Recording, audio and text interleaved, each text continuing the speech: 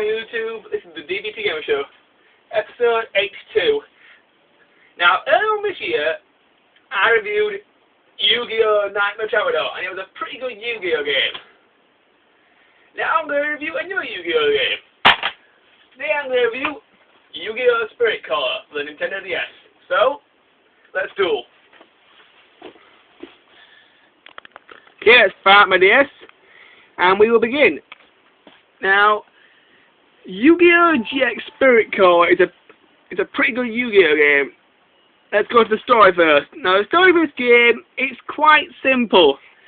The game takes the storylines directly from the TV show. It does Series 1 and also a tiny bit of Series 2. So, most of the story is pretty good.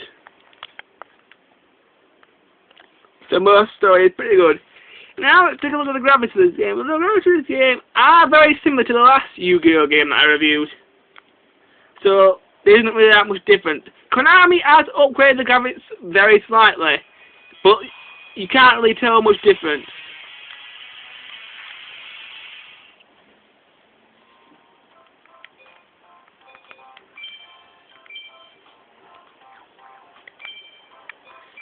Okay, let's go to the multiplayer for this game. Well, the multiplayer for this game is a little bit better than Nightmare Traveler. You can still duel your friends, so you can still trade cards with your friends.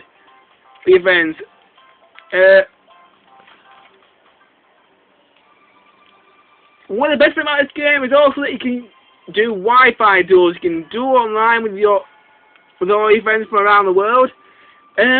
Another good thing about this game is that you can also link up with Nightmare Traveler and unlock secret stuff.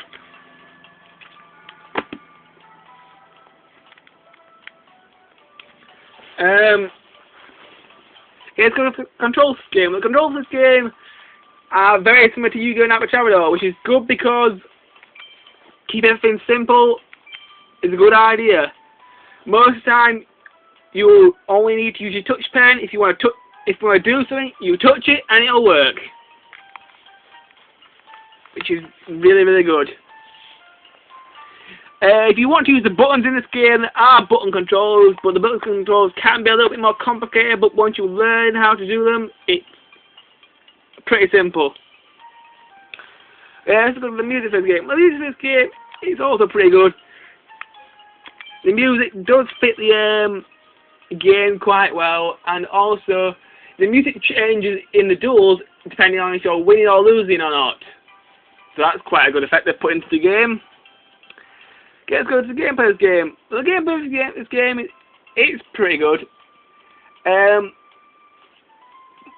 Most of the storylines that they put in the game are quite good. One that I didn't like was when you had to fight the Paradox Bros.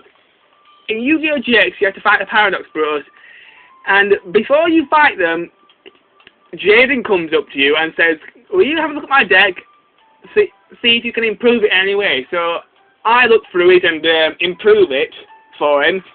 But when you actually watch the duel on the DS screen and the computer's controlling Jaden, you see all the combos that Jaden could do to kick this guy's ass, but he doesn't do them.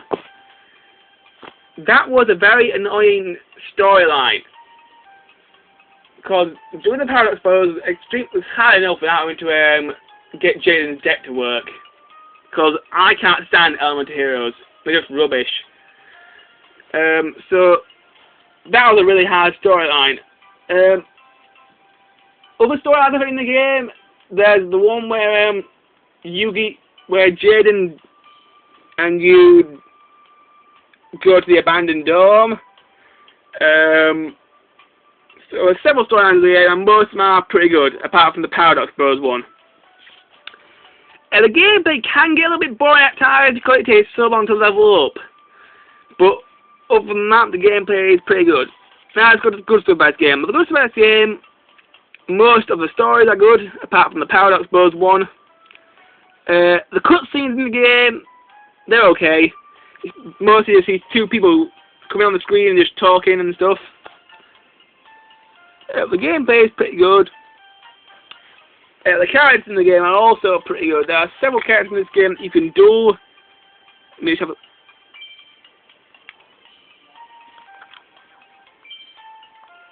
look at show you. The duels that you get in the game, you get Jade and Yuki, Cyrus, Chumley, Alexis, the Chairs, Bastion, Zane and Dark Zane, Jasmine, Mindy, Tori, Burgart, Banner,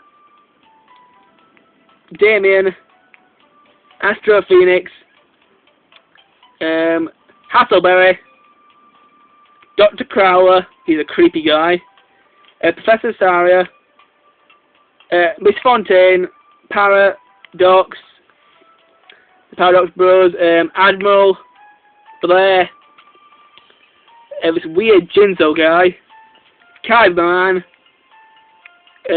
this weird vampire girl, Titan, which is she's sort of like a medieval sort of duelist.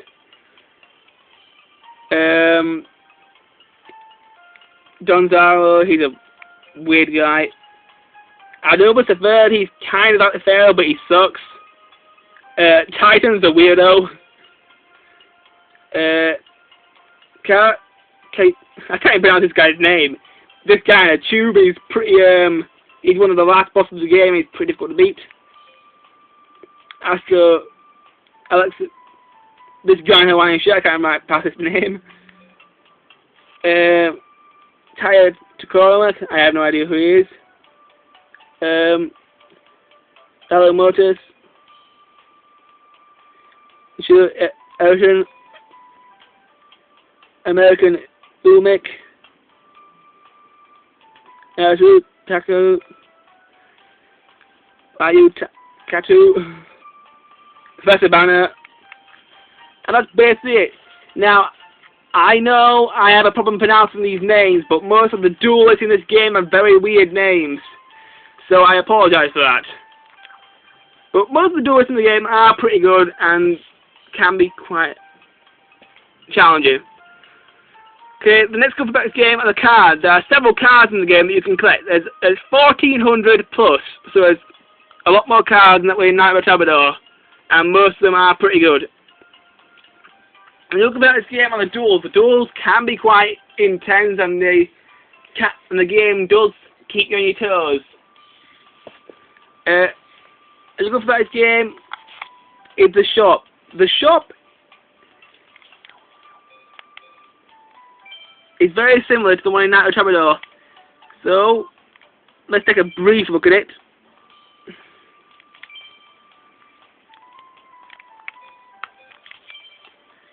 Okay, in the shop you can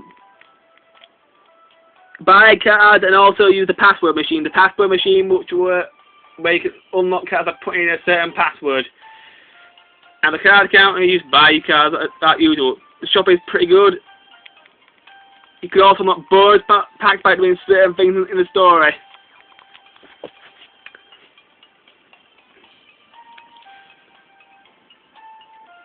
Now I'm ready to YouTube, but I've run out of time, so please join me in part 2 of my Yu-Gi-Oh! Spirit Core review, where I will finish off reviewing this game. Until then, bye.